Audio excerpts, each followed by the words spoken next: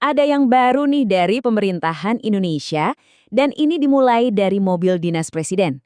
Tapi ini bukan sekedar mobil biasa. Di balik desainnya yang gagah, ada cerita tentang kebanggaan, penghematan, dan sebuah ambisi nasional yang besar. Yuk kita lihat lebih dekat. Nah, ini dia limosin kepresidenan baru Indonesia. Namanya MV3 Garuda. Kelihatannya mewah, elegan, tapi tunggu dulu. Mobil ini ternyata menyembunyikan sebuah rahasia militer. Loh, kok bisa? Apa hubungannya kendaraan VIP ini sama medan perang? Ayo kita bongkar. Oke, pertama-tama mari kita bedah dulu mobil ini. Apa sih yang sebenarnya bikin kendaraan ini begitu istimewa? Nah, ini dia bagian yang luar biasa. Spesifikasinya itu seperti perpaduan antara benteng berjalan dan suite mewah. Coba lihat, bodinya pakai armor komposit yang tahan peluru kaliber 7,62 dan 5,56 mm. Kacanya sudah pasti anti peluru level B6. Terus, bannya itu teknologi skiran flat tire. Jadi kalaupun bocor, mobil masih bisa melaju kencang. Tapi di dalamnya, wah jangan salah, super premium. Ada aksen kayu, captain seat yang nyaman, bahkan ada smart TV. Dan yang paling penting, desain ini berdasarkan arahan langsung dari Presiden Prabowo sendiri. Jadi ini proyek yang sangat personal. Pertanyaannya sekarang, mobil sekeren dan seaman ini asalnya dari mana sih? Jawabannya mungkin bakal bikin Anda kaget. Jawabannya ada pada satu nama yang tangguh dan garang. Yang menjadi basis dari semua ini, Maung. Dan inilah dia, momen ahanya. Di sebelah kiri kita lihat limosin Garuda yang putih, mulus, dan elegan. Lalu di sebelah kanan, nah itu wujud aslinya. Sebuah kendaraan taktis militer yang sangar dan siap tempur. Percaya nggak, dua mobil ini dibangun di atas platform yang sama persis. Dari medan tempur di hutan, sekarang meluncur mulus di jalan protokol ibu kota. Luar biasa kan? Jadi, Maung itu apa sih? Maung, yang artinya harimau, adalah sebuah platform kendaraan taktis yang diproduksi oleh PT Pindad, perusahaan pertahanan kebanggaan milik negara kita. Mereka inilah raksasa industri di balik begitu banyak alat pertahanan andalan Indonesia. Gambar ini dengan jelas menunjukkan DNA asli dari Maung. Dia diciptakan untuk kondisi paling ekstrim untuk mendukung para prajurit kita di lapangan. Jadi bisa kebayang dong setangguh apa versi kepresidenannya. Ini benar-benar sebuah perjalanan dari medan perang langsung ke istana presiden. Sekarang kita akan lihat betapa hebatnya platform dasar ini. Satu chassis bisa bertransformasi untuk berbagai misi yang sangat berbeda. Ini menunjukkan fleksibilitas rekayasa yang luar biasa. Coba lihat betapa adaptifnya platform Maung ini. Untuk presiden, dia menjadi limosin Garuda yang berlapis baja.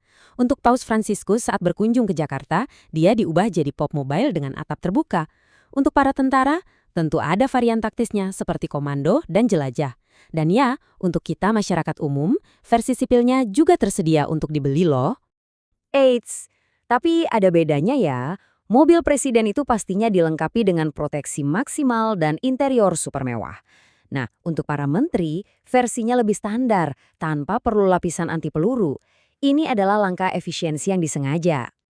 Oke, sekarang kita masuk ke inti permasalahannya. Kenapa harus pakai Maung? Ini bukan cuma soal mobil, tapi tentang dua motivasi utama, harga alias penghematan, dan kebanggaan nasional.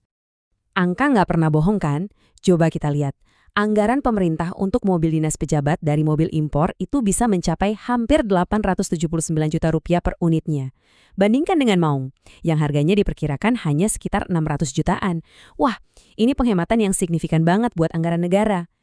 Dan biar lebih kontras lagi, Presiden Prabowo pernah menyinggung pengadaan mobil dinas seorang gubernur yang harganya mencapai 8 miliar rupiah. 8 miliar. Angka fantastis ini benar-benar menyoroti skala pemborosan yang ingin dihentikan oleh kebijakan baru ini. Nah, puncaknya ada di sini. Kutipan dari Presiden Prabowo ini merangkum semuanya. Ini adalah soal kebanggaan. Saya Presiden Indonesia, saya pakai mobil Maung buatan Indonesia. Ini bukan sekedar kalimat, ini sebuah pernyataan. Pernyataan kuat tentang mendukung produk dalam negeri dan komitmennya terhadap efisiensi anggaran. Dan rasa bangga ini punya akar yang sangat kuat dalam sejarah. Lihat saja lini masa PT Pindad ini. Perusahaan ini sudah ada sejak tahun 1808 loh. Berevolusi dari era kolonial sampai menjadi BUMN pertahanan modern. Jadi, Maung ini bukan produk instan, melainkan puncak dari pengalaman industri selama lebih dari 2 abad. Keren banget. Ini membawa kita ke bagian terakhir dan mungkin yang paling penting. Maung bukan hanya sekedar produk. Ia adalah simbol dari sebuah ambisi yang jauh lebih besar. Kutipan dari Direktur Teknologi Pindad ini sangat tajam. Beliau mengatakan bahwa belum ada produsen di Indonesia yang melakukan pengembangan kendaraan dari nol sampai jadi secara mandiri. Itulah mengapa Pindad harus hadir untuk membangun keseluruhan ekosistem industri otomotif nasional dari awal. Jadi, inilah cetak birunya.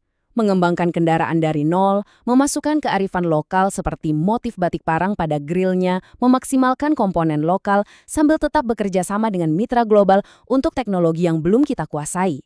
Ini adalah strategi komprehensif untuk mencapai kemandirian. Dan jangan salah, ambisi ini didukung oleh kapabilitas yang nyata. Pindad itu bukan cuma bikin mobil, mereka membuat tank, panser, senjata, dan amunisi. Jadi, Maung adalah sebuah pernyataan bahwa kekuatan industri pertahanan kita sekarang sedang diarahkan untuk membangun masa depan otomotif Indonesia. Jadi, pada akhirnya, mobil kepresidenan ini lebih dari sekedar alat transportasi. Ia adalah langkah pertama yang sangat berani, sebuah simbol pergeseran dari ketergantungan impor menuju kemandirian industri. Pertanyaannya sekarang adalah, setelah Maung, kira-kira apa yang akan dibangun oleh ambisi Indonesia selanjutnya?